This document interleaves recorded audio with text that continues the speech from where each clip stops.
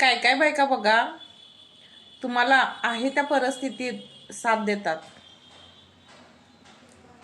घर, संसार, मुलं यांच्यासाठी संसार टिकवायचा खूप प्रयत्न करतात. पण नेमकं काय होतंय, त्यांचेच नवरे बाहेर शेण खातात. सत्य परिस्थिती आहे. काही काही लोकांच्या बाबतीत मी बोलते, कुणीही स्वतःवर ओढून घ्यायचं नाही. तर त्यांना मला एक सांगायचं आहे, तुमच्याकडे पैसे बघून राजाची राणी पण येत्या हो, पण तुम्हाला आहे त्या परिस्थितीत जी साथ देते का नाही, ते लाखात एक असत्या.